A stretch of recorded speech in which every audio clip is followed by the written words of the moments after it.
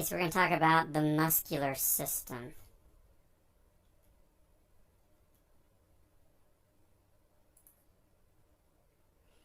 Okay, so the muscular system includes the skeletal muscles and accessory structures, and we'll talk about what all of those things are.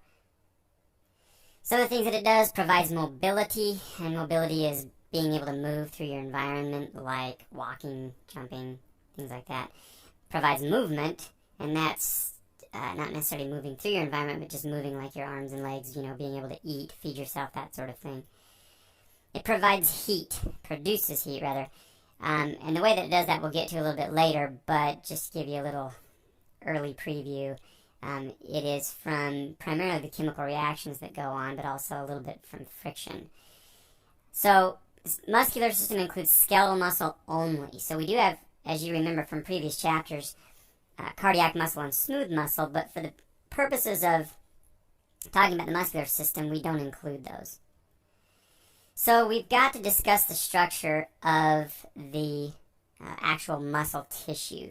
So every single muscle is made up of thousands of individual muscle cells that are also called fibers.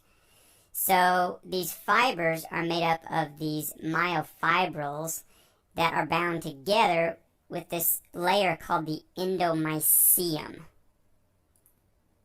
So you can see this layer called the sarcolemma here, and we'll get to what that is a little bit later, but the endomysium essentially surrounds that sarcolemma there. So the way it's arranged and organized is the muscle fibers are bundled together. And you can see right up here a muscle fiber. And you can see that it's bundled and there's a bunch of muscle fibers right there. Well, that bunch of muscle fibers, which is what each one of these little sections are here, is called a fasciculus or fascicle. Plural for that would be fasciculi. So just like this was surrounded by the endomysium, as you can see in this picture right here, fascicles or fasciculi are bound in something called a perimysium. So if you remember, endo means within or inside, peri means around. So when we bundle the fascicles together, that's when we end up getting the actual, what we call a muscle. Okay, and they are surrounded by the epimysium. Epi means, as you remember, upon. And then we have a further tissue surrounding those, a connective tissue membrane called deep fascia, which is this white thing here, and we'll learn later that it is what becomes the tendon later on. Okay, so muscle cells are specialized for contraction, and muscle fibers can only do one thing. They can only shorten. And so that has some pretty strong implications that we'll talk about later. So let's talk about tendons. So tendons anchor muscle to bone, or they anchor muscle to something else. Essentially, they anchor muscle to muscle. They're usually round, but not always. But you can see that the picture here, the example I usually use is the bicep.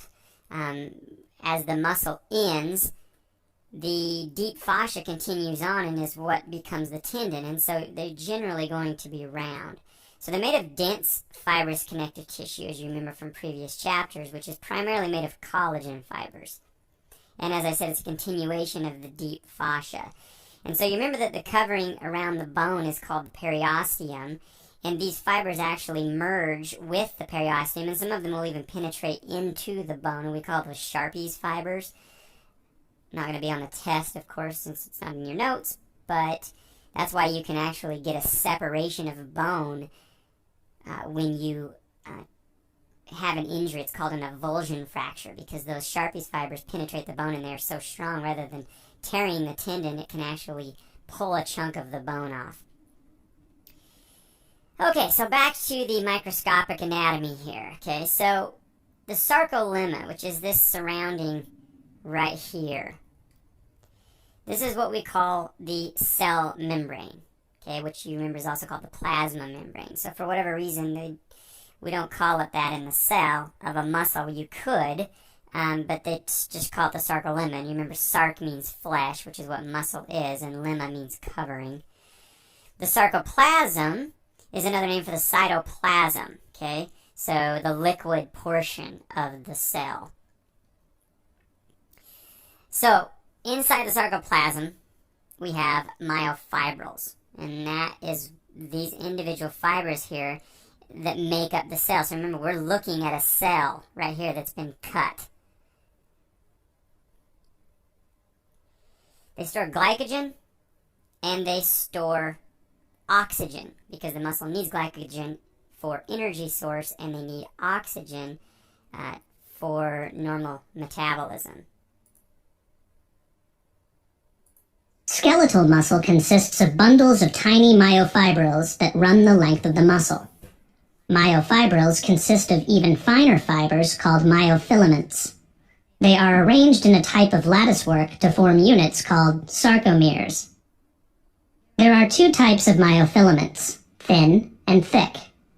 Thick myofilaments are made of a protein called myosin, whereas thin myofilaments consist of a protein called actin. Thin myofilaments are attached to Z-discs.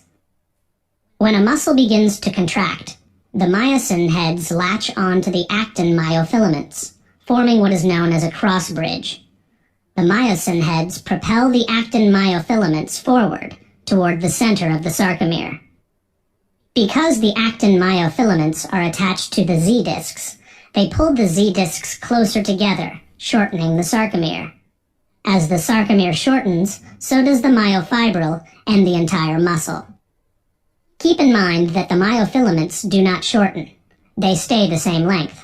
The sarcomere shortens because the filaments slide over the top of one another.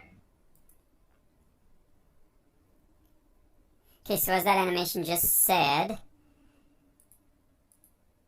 the sarcoplasm is filled with myofibrils, which contain sarcomeres. And that's what these lines are that you're actually seeing right here. So we've got Z-disc to Z-disc there. It's actually between the red lines right there, from that red line to that red line. So we're going to look at a close-up view of that here in just a second. But those things are the contractile units of the muscle fiber, meaning those are the things that actually contract. Okay, so the sarcomeres are bundled into groups called myofilaments. Myo, as you remember, means muscle, and filament, I think you know what that means, some sort of a small thread-like thing. And these are actually made of a protein, two proteins. One's called actin and one is called myosin. So here's a picture of a sarcomere. And the first thing that I like to point out here is what's called the Z-line or the Z-disc. And that is this zigzag line right here on the end. So that's the protein backbone that anchors these actin filaments to the sarcomere. And this is what forms the end boundary. So from one Z-disc to another is a boundary. And one thing that you need to understand is that here's one sarcomere here, but right on the other side is another sarcomere, okay? So here's an actin filament that's cut off, but it continues on. You can see Z-disc, Z-disc, and it continues on to the next sarcomere. Okay, so let's start talking about actin first. Okay, see, these are also known as thin filaments for obvious reasons, and they interact with the myosin, which is the purplish colored ones there. Myosin are called thick filaments because they're obviously the thicker ones. Now, this picture isn't in your book, so I added these red lines here to show you what titin is, and titin is T-I-T-I-N, not T-I-T-A-N like the Greek gods, I guess. But it's the protein that anchors the myosin to the Z-disc or Z-line. Okay, so actin forms what is called a cross bridge, and that's an official term, with the myosin. And what happens is when they interact, they shorten with each other. Now, covering the actin are two proteins called troponin and tropomyosin. So they're inhibitory proteins, and what they do is they prevent the interaction between the actin and the myosin so that we don't form the cross bridges when the muscle is relaxed. And so when we send the impulse to contract a muscle, what it does is it removes those inhibitory proteins. So you can actually have the muscle contraction. Okay, so let's move on to the neuromuscular junction then. So the neuromuscular junction is where the neuron joins the muscle. That's what neuromuscular junction means, okay? So every single muscle fiber has a motor nerve ending. Now that doesn't mean one neuron goes to every single muscle fiber, because one neuron can go to more than one muscle fiber, but it does mean that every single muscle fiber has a neuron ending that goes to it.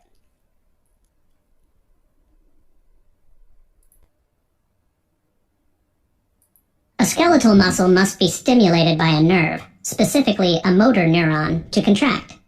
The connection between a motor neuron and a muscle fiber is called a neuromuscular junction. Between the end of the motor nerve and the muscle fiber is a narrow space called the synaptic cleft. When an impulse reaches the end of a motor neuron, it causes small vesicles to release a chemical messenger or neurotransmitter called acetylcholine into the synaptic cleft. The acetylcholine quickly diffuses across the synaptic cleft, where it stimulates receptors in the sarcolemma, the membrane surrounding the muscle fiber. In turn, this sends an electrical impulse over the sarcolemma and inward along the T-tubules. The impulse in the T-tubules causes the sacs in the sarcoplasmic reticulum to release calcium. The calcium binds with the troponin on the actin filament to expose attachment points. In response, the myosin heads of the thick filaments grab onto the thin filaments and muscle contraction occurs. When nerve impulses stop arriving at the neuromuscular junction, acetylcholine is no longer released. Calcium ions are pumped back into the sarcoplasmic reticulum. With the calcium removed, troponin and tropomyosin again prevent the myosin heads from grasping the thin filament, and the muscle fiber relaxes.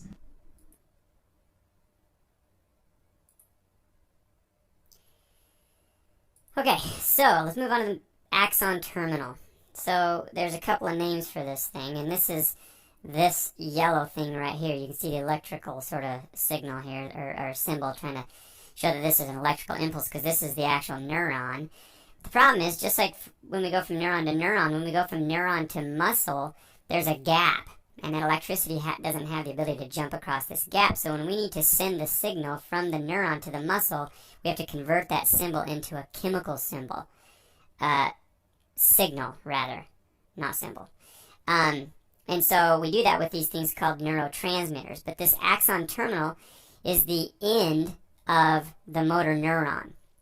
So the neurotransmitter that it has in your muscles is something called acetylcholine, or ACH for short, big A, big C, little h.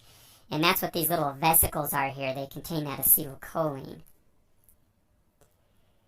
So the synapse, as I said, is this gap. The terminology is not crystal clear on this. The actual gap is called the synaptic cleft, but you can also call it the synapse.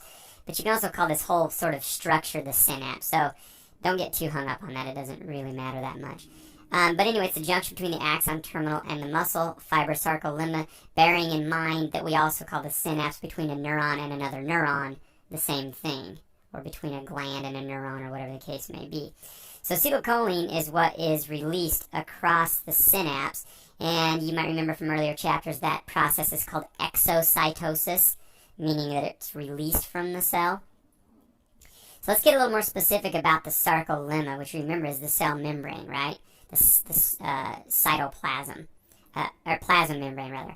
Okay, so the acetylcholine attaches to receptors in the sarcolemma. So you can see that it jumps across this gap here, and then attaches to receptors on this side. What happens then is it causes calcium channels to open up in the sarcolemma, and that's what sends this electrical signal throughout the muscle fiber. So not only does it run along the muscle fiber, as you can see, these T-tubules, which we'll get to in a minute, it also sends the signals down inside of the muscle fiber, because we've got to get this signal to all of the sarcomeres inside this fiber. And so we have to have these passageways to get it to the inside of the cell. So once we have depolarized the sarcolemma, we've done our muscle contraction, and that was the whole point of doing this, right? Well, so we need to keep that from contracting, because if it continued, then you would have a spasm, right? Or tetany, they call it.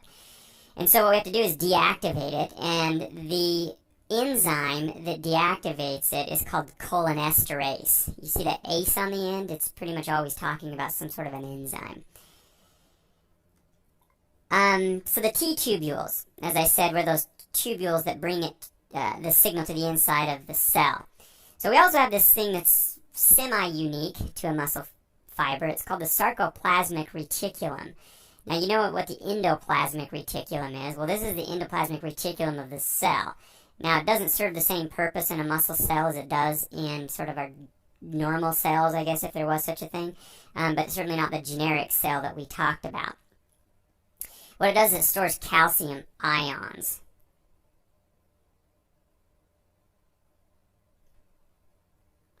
So when we need to release those calcium ions to inhibit the troponin and the tropomyosin, to remove them from the actin filaments, we use those by storing them in here.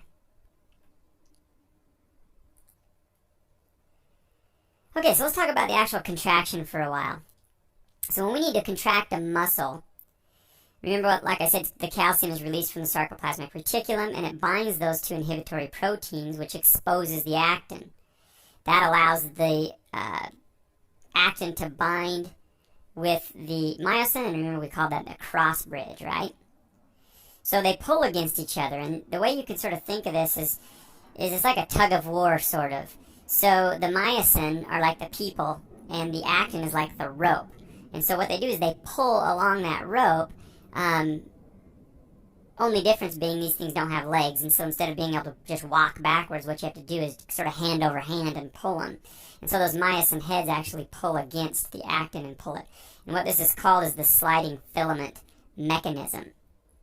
Now, one important thing to understand is how your muscle strength works, because when it comes to the contraction of a sarcomere, it's an all or nothing principle, they call it. And what that means is it's either contracted or it's not. There's no in between. And so and obviously we don't have, the same amount of muscle contraction when we're lifting, heavy things versus lifting light things. But the way that your brain does that, the way your body does that is by recruiting a different number of muscle fibers. So if you need to lift something very heavy, we recruit a higher number of muscle fibers. If you're lifting something light, like a piece of paper, or just nothing at all, just lifting your arm, for example, your brain doesn't recruit as many of those muscle fibers.